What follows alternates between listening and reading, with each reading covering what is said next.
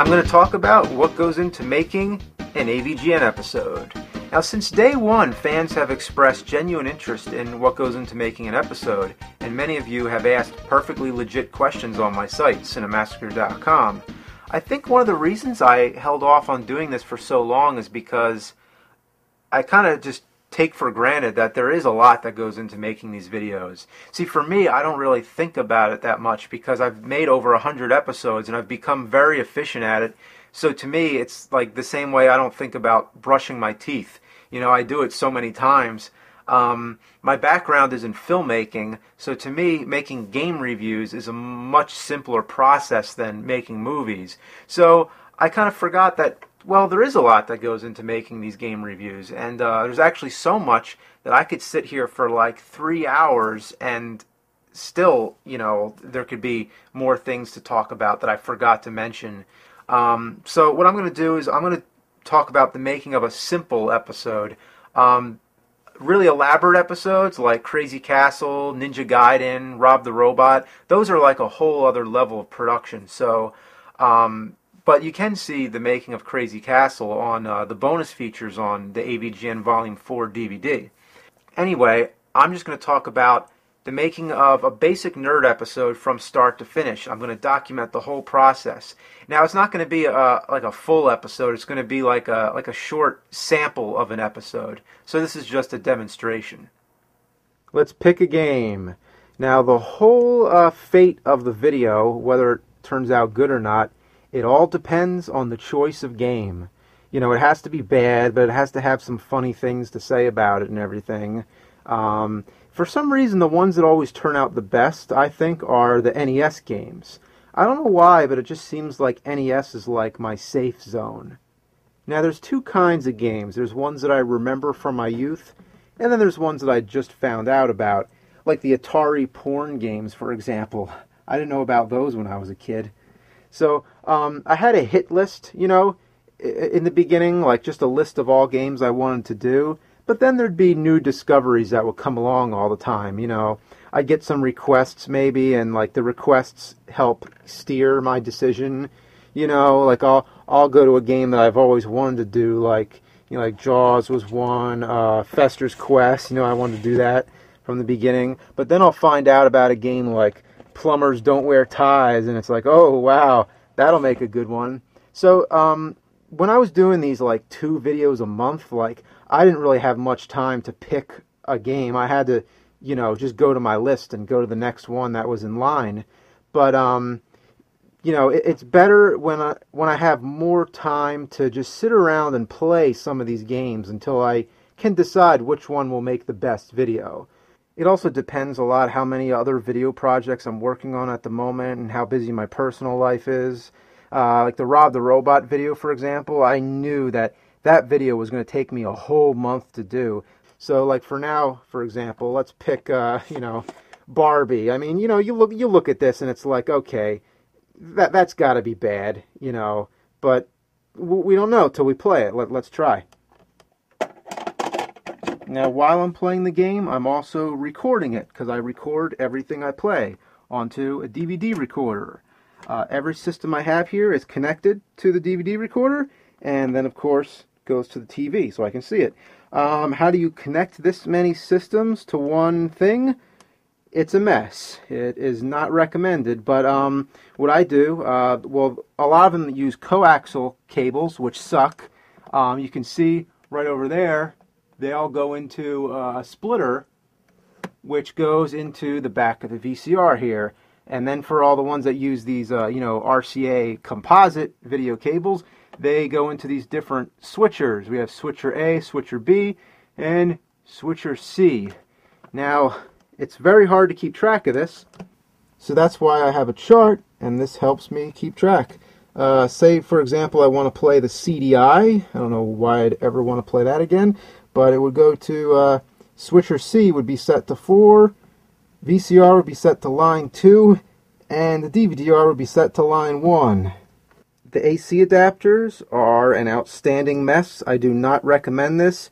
You could risk an electrical hazard, but I've been doing it pretty safely because I have surge protectors. I never turn on more than one system at a time, and when they're not in use, I turn them off. No matter how simple, every video involves the same steps. Playing the game, writing the script, shooting the video and recording the voiceover, and editing the video. It's never been any different. You can't just hit record and have it all happen instantaneously. We could try it, though. Okay, so Barbie loves reading about mermaids. Okay, she's getting sleepy. So see, I can't think of much to say about this. Okay, so the game starts. Alright, she jumps pretty damn slow. There's a bunch of bees, there's a ball with a fucking tennis racket, there's a little dog. I'm shitting out baseballs.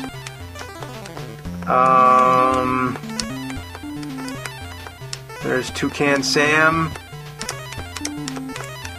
Can't figure out how to get past the wall. I'm gonna throw a ball to Toucan Sam. Nothing's happening.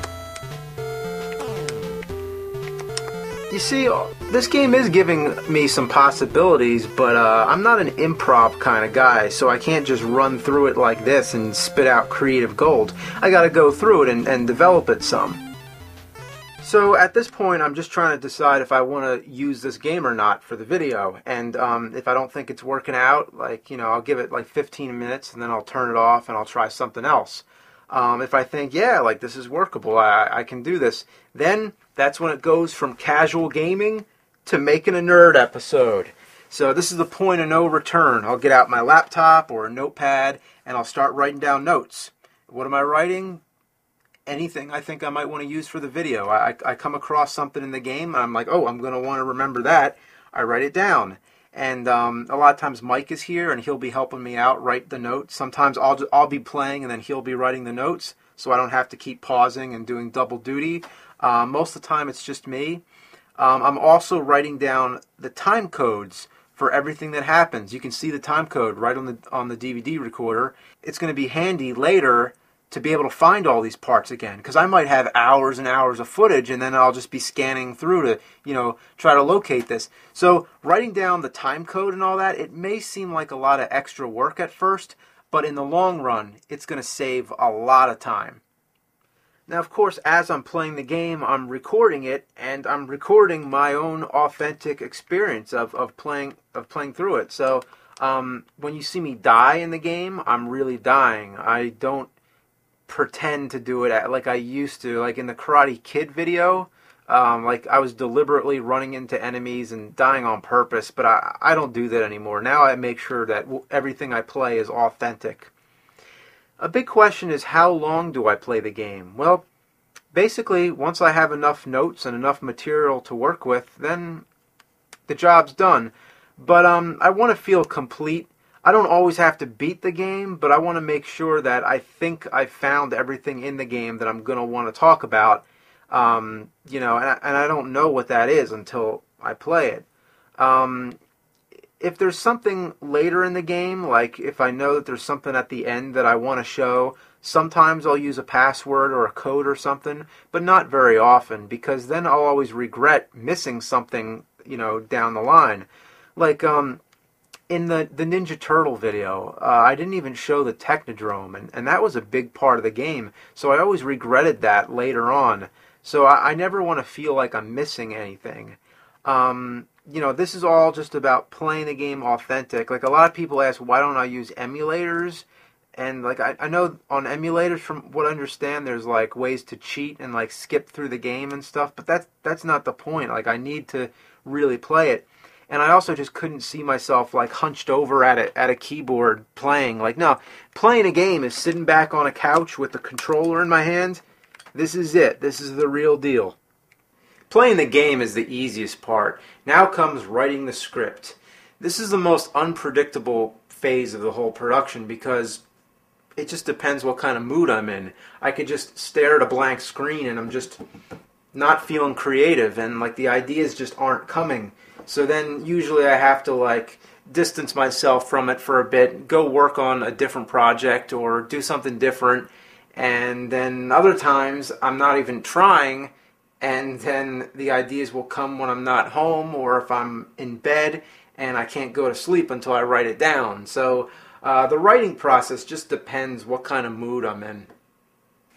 So basically what I'm doing here, I'm taking all my notes and I'm putting them all into like categories. I'm just organizing everything so that it's not just constant rambling. It actually has some kind of structure. Like I'll take all the parts where I'm talking about the graphics and I'll put that all in its own section. And then I'll take all the parts where I'm talking about weird enemies and I'll do the same for that. And I'll kind of structure the whole script so it has like a beginning, a middle, and an end. Any research I need to do on the game, like if I want to talk about the history behind it or anything important that you need to know, I do that now. Like if I want to talk about Barbie, where Barbie came from or something, I do that now. Also talking about the control of the game, like how it plays, like, you know, I don't want to go too in depth because if I describe the game too much, I just start to sound like an instructional manual. You know, I want it to be funny too. But being funny is the hardest part because it just has to come natural. Like I can't really force humor, you know. I'm going to just try this out. I mean, what's the meaning behind Barbie dreaming about balls? It's got to be a ball joke. Swearing is an angry nerd tradition. I got to keep that going. But it has exhausted its vocabulary. Words are words. My favorite parts are when the nerd is not speaking, when it's all in the facial expressions. I always considered myself a visual artist and never considered writing my best skill, but I just work at it until I think it's good. A lot of bad habits I have are tongue twisters, sentences that go on too long, unintentional rhyming, unintentional alliteration, words that repeat too often. Every time you fall down, you have to walk through the entire room all over again. All the enemies come back, so you have to fight everybody all over again.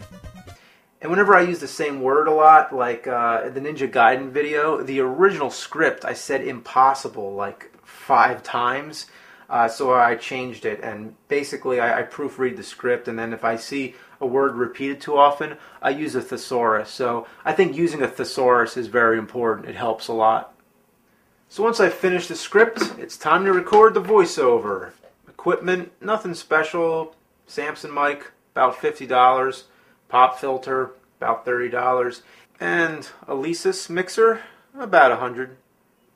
Voiceover is a required skill. You have to be able to act with your voice and, you know, be able to read it and make it sound natural. I used to have a full-time job doing corporate videos, and a big part of the job was doing voiceovers and directing many different narrators, and lots of people had problems with it. So I saw what all the issues were, and I learned through experience. But still, I'm not perfect.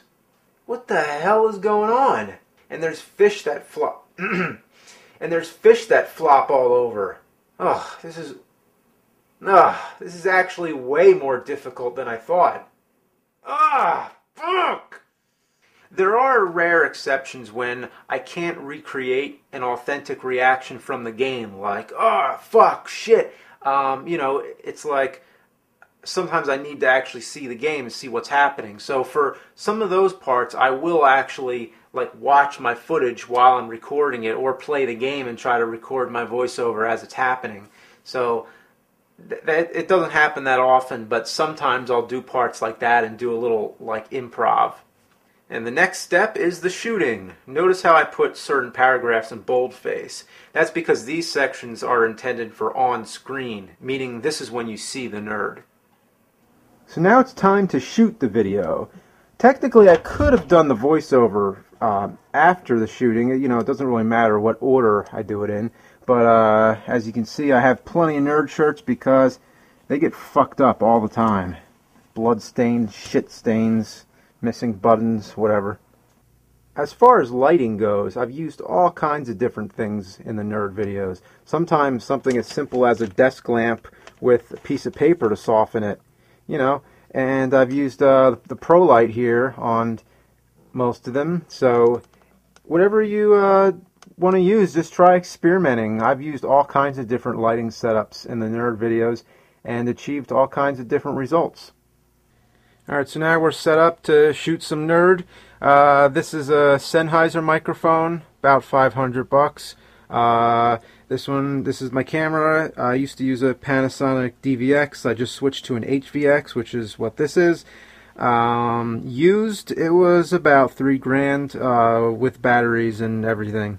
Now let's talk about how the audio works on this camera, because I'm plugging it straight in. I don't have any advanced audio hardware or anything. So what I get on this microphone is a very shallow range. It's always too quiet or too loud. And you could adjust that in the editing, but there's only so much you can do. You want to try to get the audio right the first time when you're recording, because if not, then you're raising the audio levels when it's quiet, and then you get lots of background noise. And then when it's loud and you bring it down, it's still not going to help with distortion.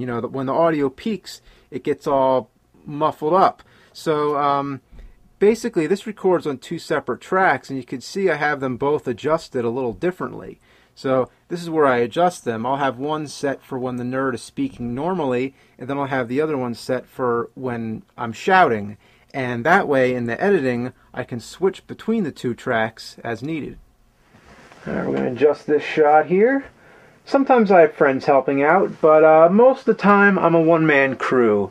Just going to focus this here. Alright, going to close down the iris.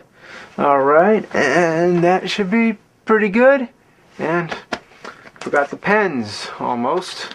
Actually, they're Sharpies, but you wouldn't believe how many times I've shot takes and then realized I forgot the pens. Oh yeah, it happens.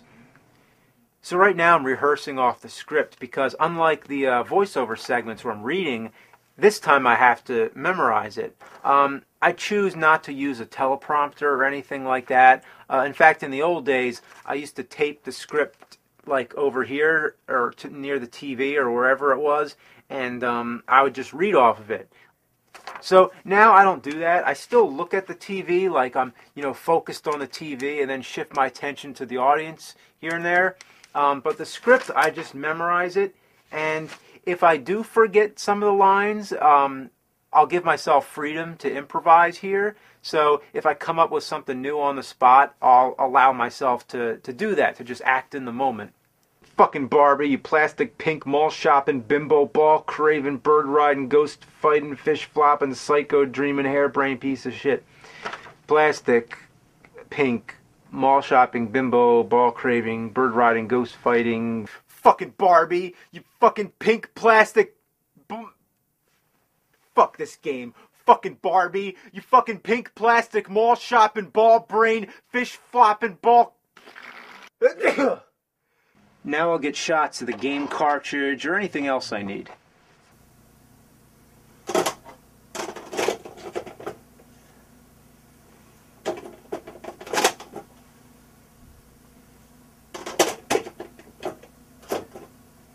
Now we're up to the editing. Now the editing is a big part. I'm not going to give a whole editing class and teach you how to edit, but lots of people ask, what kind of editing software do I use? Well, use whatever works for you, but what I use is Final Cut Pro. That's what I've been using for the past 6 years or so. Before that, I've used Adobe Premiere, I've used Avid, but then I went Mac and never went back. The first step is editing the voiceover, because the voiceover is the whole skeleton which you build on top of. The voiceover dictates the whole video. So basically what I'm doing here, I'm cutting out all the pauses and all my mistakes. Like, I'm going to get rid of this take here. Even the craziest psychopaths on earth don't dream this shit. I'm going to stop it there. And there it's gone. And here's the second. Even the craziest psychopaths on earth don't dream this shit. And usually the second take is better. Like right here, I can tell just by the waveform that this is 2 takes of the same thing. So I'm not even going to bother to listen to the first one and save myself time. So usually I just scrub through. And then I just take it here and delete it. Of course, I'm editing with one hand right now, but still.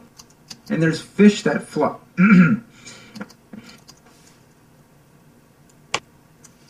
Usually once I have the voiceover cut, I'll start to adjust all the parts where I'm like, shouting, like, I want to keep the audio levels consistent. So I'm going to bring it up here when I'm like talking softly, and then when a part comes where I'm like shouting, then I'll bring the volume down, and then here I'm kind of like in between, so I'll like bring it up maybe there, and and that's how it goes.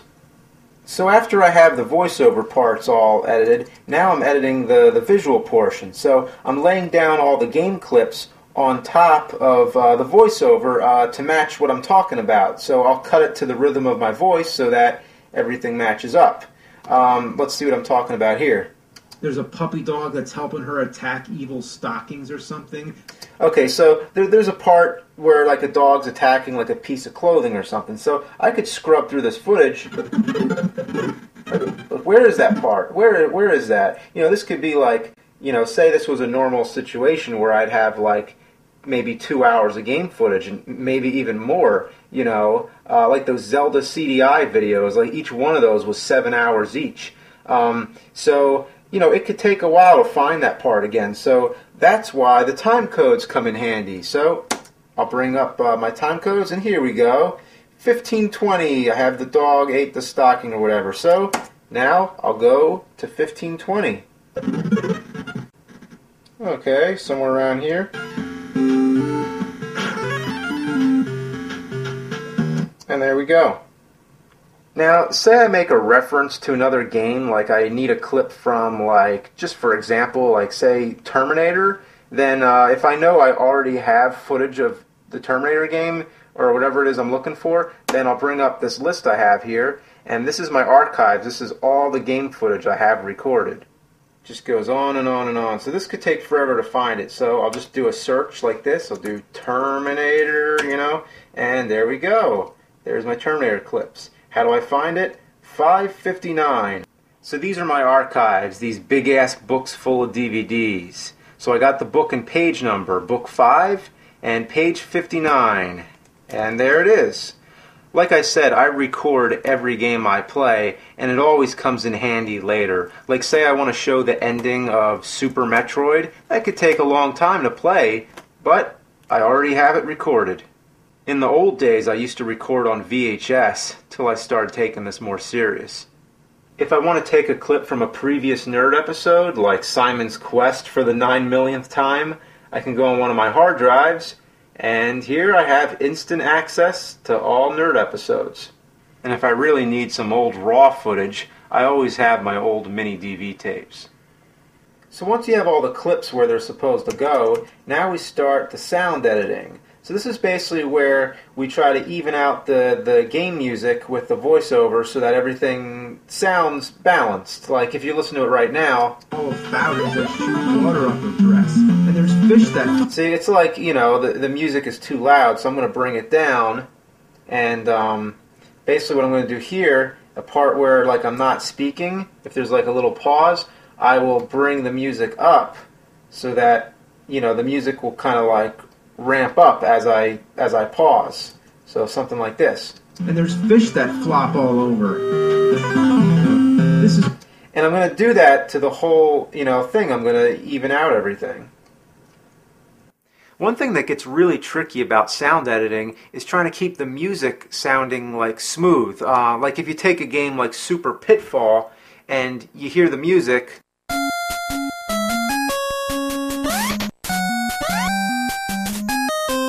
it's awful, it repeats all the time, but you get that melody in your head, and it actually sounds worse when it's edited, because then it's all chopped up, sounds something like this.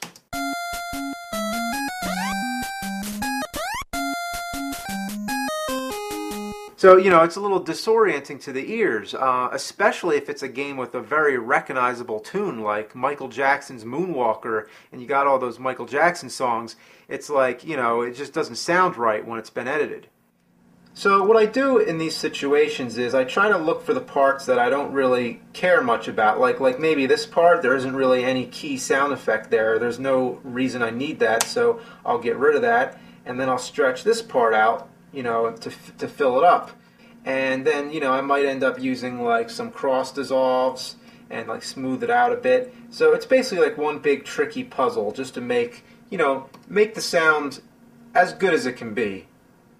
Now, the best solution to this, which is way more time consuming than it's worth, is actually to go back to the beginning of the game, record like one constant music loop without any sound effects in it, and then record all the sound effects clean. Like sometimes in the beginning of a game there's like a sound test and you can get all the sound effects, and then basically go back to all your edits and just lay down one constant music track that loops and then put all the sound effects back in. It solves the problem, but it is very time consuming, and fortunately I have not done that very often.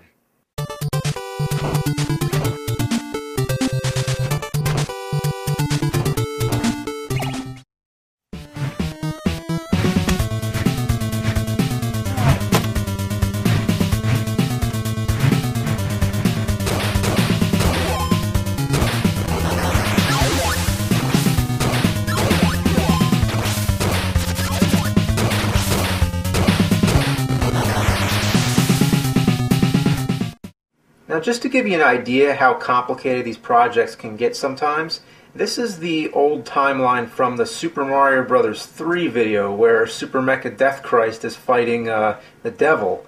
You can see there's tons and tons of sound effects going on here, lots and lots of visual effects, you know, and it's not really the best example unless I was actually working on it right now, because these clips aren't connected anymore, because it's an old project. But I will tell you a little bit about the visual effects.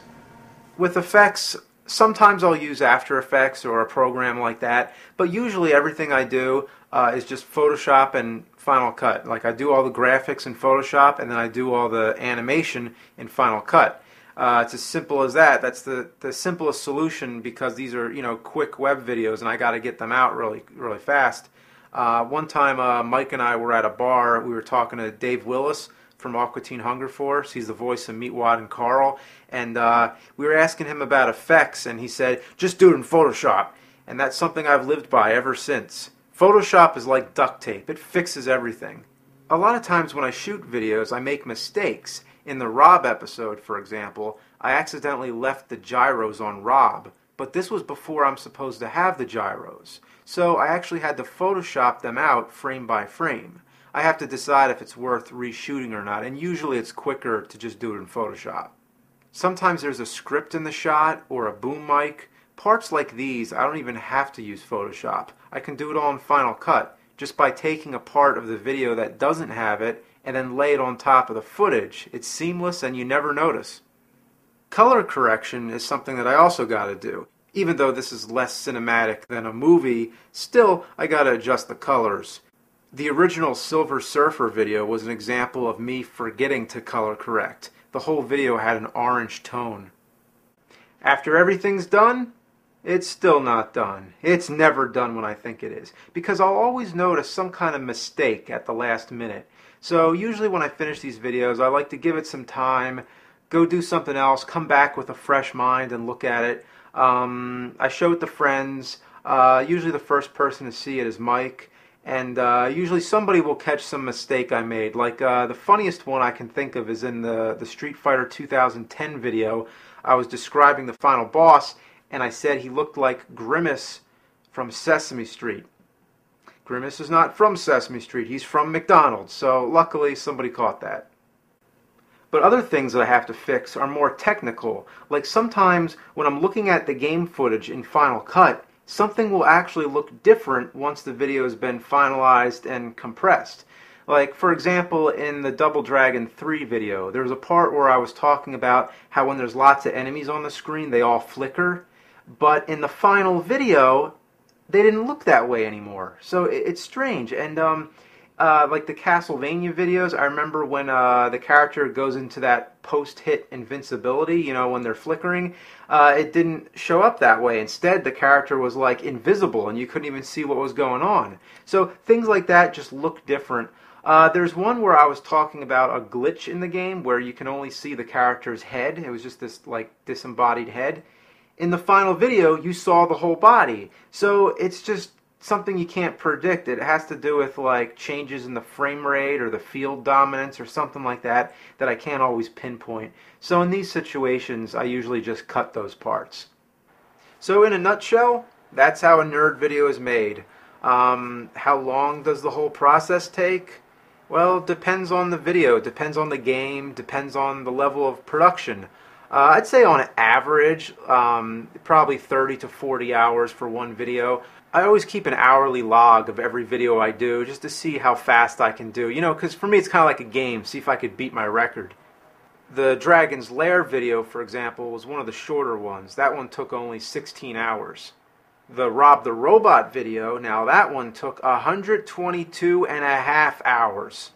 While I was editing the effects for the Rob video, while I was animating all those lasers and shit, I had time to actually listen to every one of these Iron Maiden CDs, plus the live albums. That's how long it took. I'm always listening to music when I edit, unless it's involving voiceover or any kind of audio.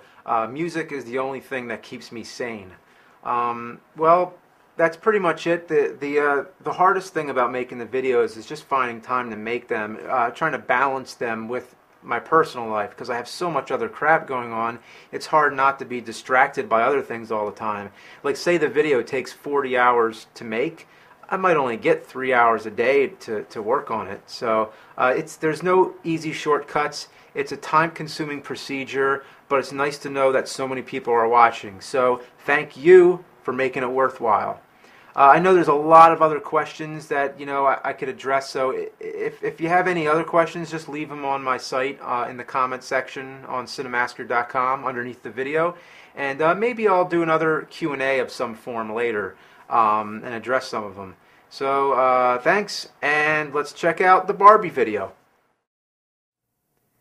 No degeneracy is low enough to satisfy the shit-seeking gamer who decides to play Barbie on NES. Whew. We know that most NES games were targeted towards young boys, so here's one for the girls. As an adult male, why would I ever want to play this? Because I'm pathetic, and I'm asking for hell! It starts with the most casual intro for any game I've ever seen.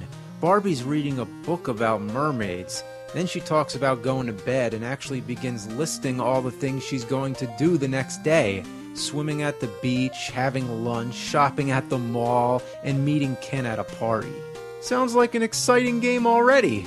Then she goes to sleep and the game begins.